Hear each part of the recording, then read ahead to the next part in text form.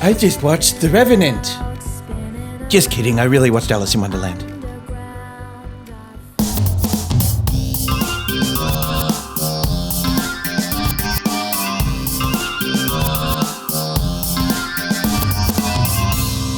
So here's an interesting question for you. When you're adapting a 150-year-old children's story that has been read and reread by almost every human being on the planet, how do you make it interesting? I mean, everyone knows the story, right? Everyone's familiar with the characters.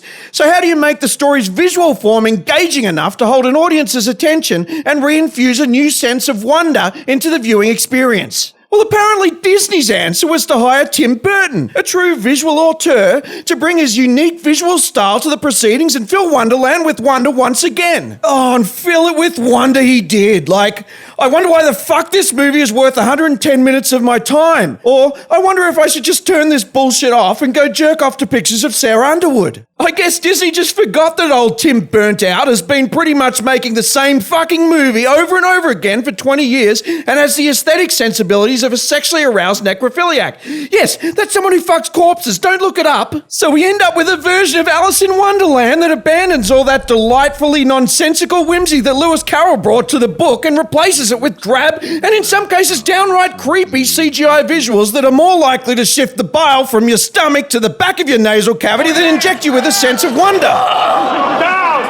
Threw up in my mouth a little bit. But of course, Alice in Wonderland turned out to be box office gold, and now the inevitable sequel has made its way onto Disney's slate. You've been gone too long, Alice. No, actually, you haven't been gone long enough. If you could just fuck off forever, it'd be much appreciated. Hell, I wouldn't be surprised if we see even more Alice movies in the coming years. Alice in the Great Glass Elevator, Alice in the Giant Peach, or maybe even the presumably slightly racier Where the Wild Alices Are. Oh, I can't wait for those ones. Hello, darkness, my old friend. Anyway, so you know she's going to end up going down the rabbit hole at some point, and presumably that's why you're there for the film. But before starting the acid trip that you turned up to see, Burton's version of Alice has her dealing with an arranged marriage to a lord in which she's quite dissatisfied. She's not even sure if she can go through with it. Oh dear, Alice, whatever shall we do? This little subplot establishes Alice as a prejudiced twat right off the bat, as she's obviously judging him on the fact he's a Fanta pants rather than evaluating him on the type of car he drives like women are supposed to.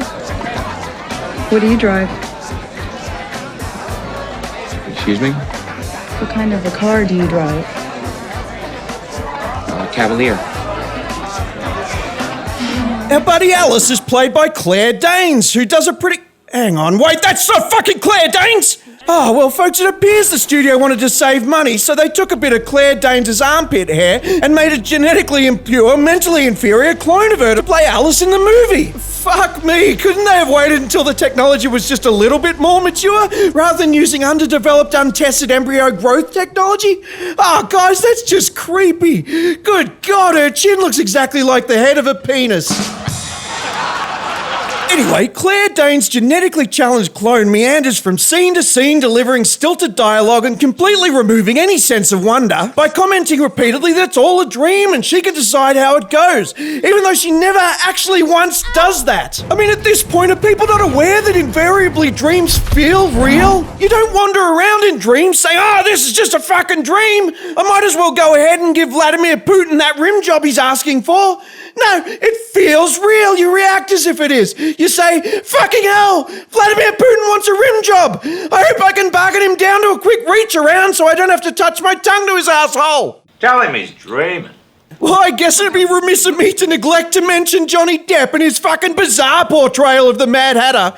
What the fuck was going on there? Was he doing a rendition of Slash from Guns N' Roses, or just harkening back to some dirty uncle who fiddled with his private parts when he was a toddler? His character is, I guess, intended to be the heart of this movie, but how can we take him seriously with him acting so creepy and looking like a clown who turned up to the wrong party and got beaten senseless by a bunch of drunk football fans? Same story with all the other characters. Red Queen, White Queen, I don't give a fuck. Everything is so fucking zany. I don't know who I'm supposed to relate to or what I'm supposed to root for. But I guess that's the point, isn't it? It's not supposed to make sense. It's not supposed to be a fun experience. With all the eye symbolism, checkerboard floors, and other Illuminati references, you hardly have to be Fritz Springmeier to realize that these movies are created not just for box office success, but with other nefarious purposes in mind.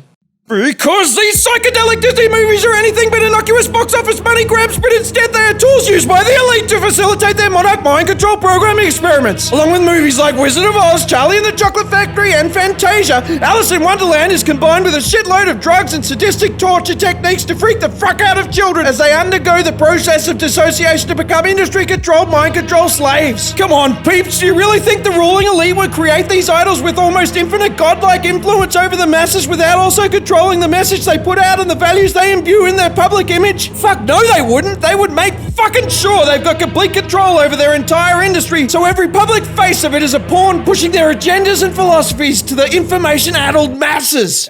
Anyway, fuck it, I could go on and on. I could go on, and I will. What's the point in reviewing a movie adaptation of Alice in Wonderland when they think it's entirely reasonable to change the name Wonderland that's referenced in the title to Underland? Fuck me, really? What is that? Is that some shit like not saying the word zombie in a zombie movie? The Z word, don't say it.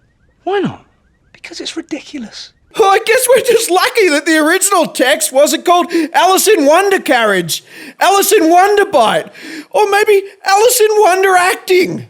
Huh? Enjoy your fucking sequel, assholes. Thanks for making the original so popular. I'll think of you all fondly when my girlfriend makes me go to see it in theaters. And if I happen to go into a psychotic state and eat my own eyeballs while watching, I think we'll all know who to blame. Alice in Wonderland. 1.5 stars for zaniness.